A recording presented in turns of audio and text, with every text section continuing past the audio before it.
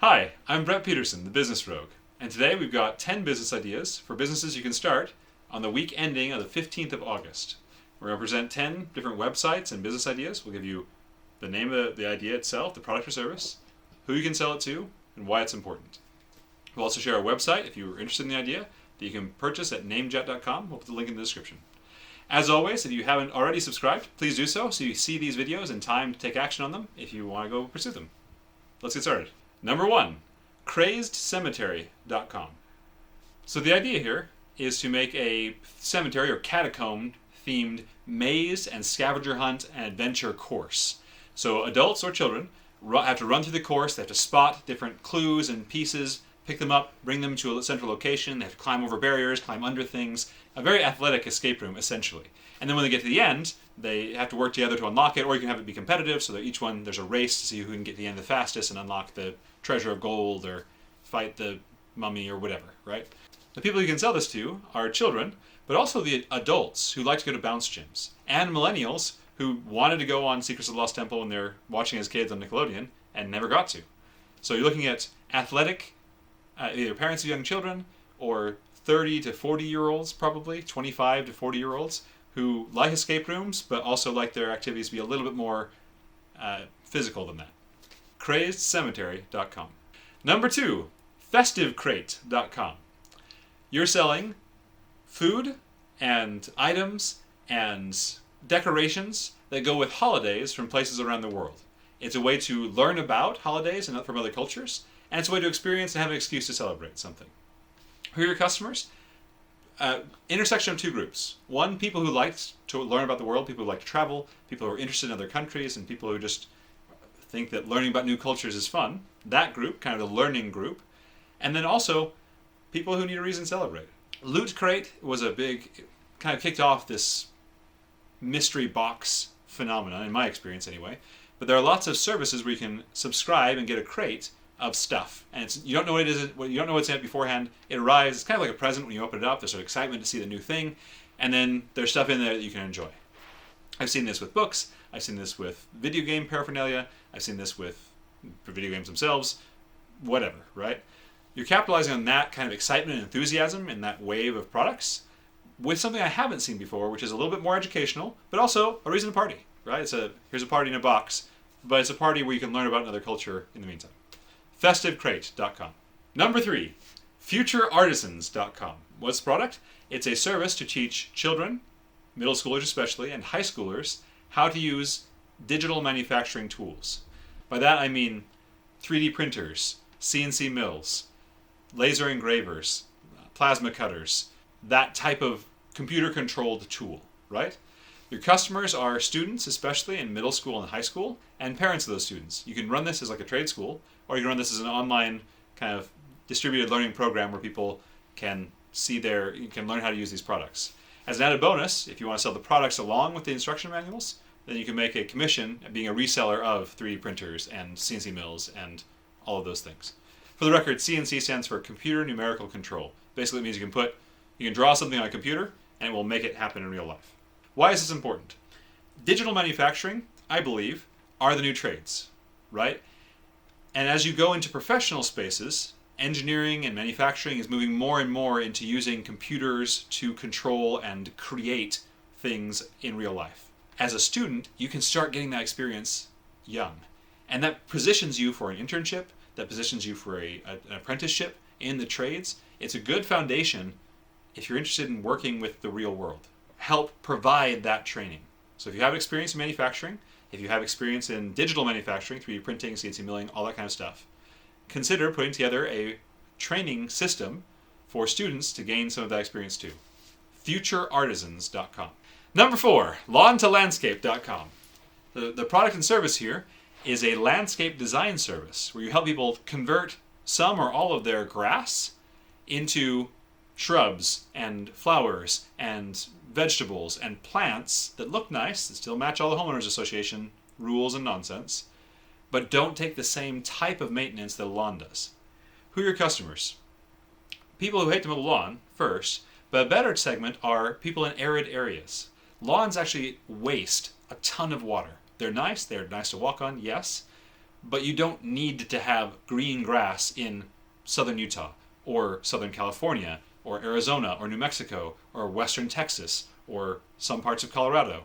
There are other plants you could plant and have the lawn look nice, have the area look nice, without wasting tons and gallons and gallons of water every day to keep that grass green. Why is it important? Well, first, it saves water in water insecure regions, right? In places where water is scarce, don't waste it on grass. Save it for feeding people and animals, right? Second, it lets people who are older avoid having to hire a service. Part of this, too, is you can design the landscape and then provide the upkeep services, right? You can sell this on an ongoing basis where instead of charging $40 or $100 for lawn mowing, you charge your initial landscape design fee, landscape it the right way, and then have a recurring $30 fee to come and weed it and make sure that the mulch is replaced as necessary. LawnToLandscape.com. Number 5, LearningRPGs.com. RPG stands for a lot of things, but in this case, role-playing game. So in a role-playing game, you take on a character, and then you kind of grow with that character. You act as that character would, and you level up and you have new skills and get better as that character, right? Dungeons and Dragons is a great example. What you're selling here, though, are educational role-playing games. So not Dungeons and Dragons, but things that teach students how to learn and grow. Underserved niche. You're selling this to parents and teachers, especially homeschooling parents and homeschooling groups, and elementary school, middle school, and high school teachers. So you can teach some science with this. You can teach geography, social sciences. You can teach history. You can teach foreign languages. Why? Games are one of the most effective ways to learn. I saw a study recently where learning a skill took 200 repetitions normally, but if you were playing a game, I think it took something like 20 to 40. Have the kids pretend they're Lewis and Clark, and have them in their minds, or with paper, or with computers if you like, walk through what it would be like to go on Lewis and Clark's journey, right? What things would they start out bad at that they'd get better at? That's where you level up. What things would they learn and see along the way? What surprises would they have, right? What experiences would they hit? How did they negotiate with Native Americans on their journey? The kids can play that out, right, with each other. So you can set up role-playing games, you can write role-playing games that help encourage children to experience in their minds and with their classmates how things were before in different parts of history, how things would be in the future. Imagine going to a new world, what it would be like landing on the moon for the first time. One place I haven't seen these learning RPGs and simulations used as much is in the hard sciences, but there's an opportunity here. For example, have the children pretend to be Marie Curie and have them tell you what they're looking at in the microscope, right? Marie Curie, we know what her experiments were. So you can build a role-playing game where the children make choices, and then based on their choices, here are the results that they get, right? You can also use this for math, right? Go through all the different math pieces that are necessary to launch the Apollo program, for example. That math is hard, but for a high school class doing calculus, it's accessible. You could do it if you have structure to help walk the students through it. The advantage with all these things is that they're fantastically interesting compared to you take a derivative by doing this. I don't remember anymore. Clearly I didn't have a role-playing game to learn it from. So, look at making role-playing games for science and math, as well as the ones that are already in the market, like history and geography and culture and language learning and all of those. If you're looking for an example of how to set this up as a game, the Choose Your Own Adventure board game is a great example of how you can do this with cards. It's more fun, you learn better, you learn faster, and you enjoy it a lot more. It sticks with you. You remember it a lot longer. LearningRPGs.com. Number 6, MillennialExplorers.com. The product or service you're setting up here is organizing adventure trips, either outside or around the world, for millennials. Who are your customers? Millennials who like to explore, but more specifically, single, unmarried millennials who like to explore. People who are looking for a new friend group, maybe a new love life, right? But people who want to meet millennials who want to meet other millennials, right? For whatever reason. Why is this important? Sometimes as an adult, it's actually very hard to meet new people outside of your current space, right? So the service you're providing is actually setting up cool excursions. The point is you get to have like-minded people go with you on this trip. Maybe I don't have 10 friends who can afford to go with me to Machu Picchu, who can get off work to go with me to Machu Picchu, and who really want to go to Machu Picchu when I want to go to Machu Picchu. The service you're providing is getting 10 millennials together to go to Machu Picchu together, right? Or 10 millennials together to go hiking, or to try out jet skiing, or whatever. Help millennials meet each other, make new friends, get together. MillennialExplorers.com.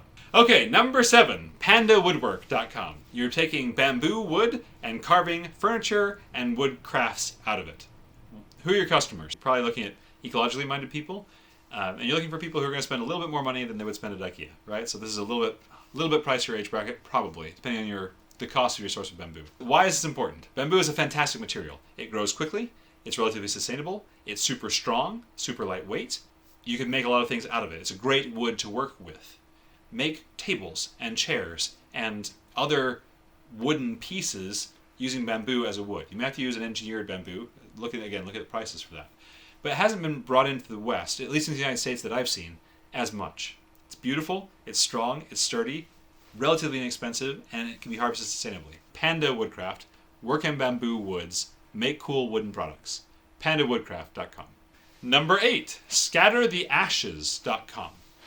The service you're providing here is working with people who are going to be cremated to scatter their ashes where they want them scattered. You provide a guarantee in advance to these people. Your customers are those who are about to be deceased and relatives of those people, but probably specifically people who have just decided they're going to be cremated and are putting their affairs in order. Why is this important? Some people, when they choose to be cremated, it's very important to them that their ashes be scattered in the right place, in the right way. Many of them know that that's a lot of inconvenience and bother for their survivors, right? For their children or grandchildren. There's a concern that their wishes won't be honored. Also, a lot of people who are elderly don't have survivors to perform that service for them. It's a niche service, I admit, but you can charge the soon-to-be deceased before they die for a guarantee and travel costs to go scatter the ashes for them somewhere in accordance with their wishes, right? For some people, that's very, very important emotionally. To help sweeten the deal, to make sure this is not just a scam, offer to provide photographic evidence. So, and to a lawyer or to an independent third party who can fact check that you were at the mouth of the Mississippi or at the Great Lakes. And you get paid to travel the world and help people carry out their final wishes. Scattertheashes.com. Number 9, sheletterswithgrace.com. This website is really focused on our female entrepreneurs in the audience, but you could do a similar idea for anyone. The product or service you're providing are handwriting classes and lessons. You can provide workbooks and tools, the right kind of lettering, pencils and pens, the right kind of paper. And those aren't very hard to set up or get printed, right? This is a business you can do to have your own workbooks made and printed to help people learn good handwriting practices and beautiful handwriting practices. You can provide the service of teaching handwriting, right? Either online, video recorded, or in some type of interactive method, or just literal face-to-face classes in a large city, right, in a large area. Your one customer group are parents of children who aren't learning cursive. But second, are all of us who never really learned beautiful cursive in the first place, right? Maybe we could scratch out something on the page and get through spelling class in elementary school. But that doesn't mean our handwriting is beautiful like we want it to be. Calligraphy is a different art than actual script, just writing in cursive beautifully. So you're filling that niche. Not calligraphy, not just basic writing, but people who want their handwriting to look good. Why is this important? It's actually much more efficient to write in cursive, but that's not why you're selling this. You're selling this because people want their handwriting to be beautiful, to be graceful. sheletterswithgrace.com. Number 10, last but not least, solvedhome.com. Your product here are miniature and lightweight home automation products. For example, little flaps that you put in your ventilation system so you can control where your air conditioning goes, so to make sure a specific room cools down or a specific room warms up in the winter. You're talking about small home security cameras, right? Lightweight things you can put in, motion sensing cameras for when people are away. Nanny cameras. Very lightweight home automation products. If I may suggest, in this product and service, look at using Raspberry Pis, especially when you're just starting out. Even if you're not into tech hardware, there are off-the-shelf systems that you can be an installer for. So your product is lightweight home automation services. Your service is to install those and design those, install those for your customers. Who are you selling to? First-time homebuyers. Why? First-time homebuyers are often buying smaller, older homes. And those older homes, the air conditioning doesn't work as very well necessarily. The venting systems aren't particularly efficient often, as modern houses are. And so there's a need to route air effectively. Also, people are buying investment properties, their first investment property, places where they're not living and they're worried about stuff happening on the grounds, right? People who have cabins and want to make sure those cabins are watched over. So it's kind of a blend of remote control of lights and air conditioning and heating and also security, just keeping track of things, seeing what happens. There's off-the-shelf software you can have that will pipe video feeds from Raspberry Pi to an app on someone's phone. So you can work with a software development company for around $10,000. You can probably get an app coded that you can sell as part of your service, right? Where people download your app and they can say, let me turn on the air conditioning in the living room, let me turn off the heat in the bedroom, and let me see what's happening in the yard. There it is. Oh, the neighbor's dog is eating my plants again. Let me send them a nasty email. Why is this important? Most of the things we've just described in many jurisdictions don't require special licensing. So for example, just having a little flap that revents air through the vents does not require an HVAC license. Often you don't necessarily need a license to set up cameras around people's homes on their behalf. What's cool about this idea that I like is you can grow it into much more elaborate home automation. So for people who want to be able to control everything about their house, you'll be positioned eventually to take over that kind of business too, which is usually a lot higher end and a lot more expensive, so a lot more money for you per deal. At the starting round, you're going to be doing smaller jobs. That's okay. Start there, figure out your process, figure out your tools, figure out what pieces of equipment you like to use, and grow. SolvedHome.com. Thanks for watching with us this far. If you haven't already, please hit the subscribe button and the notification bell here below the screen, somewhere in this neighborhood. Also, if you're interested in any of these websites, you can go to namejet.com and purchase them. I'm not affiliated with Namejet. You can put a bid in on any of these names, these domain names, until Friday, August 14th at 9 p.m. Pacific time. Feel free to use the ideas as inspiration, as anything that helps you start your own business. Good luck starting that business. Until next time, thanks so much. I didn't know that until a random person came and told me that they wanted to see the world's largest ketchup bottle when they were coming to visit. That's a terrible example. Let's cut that in post.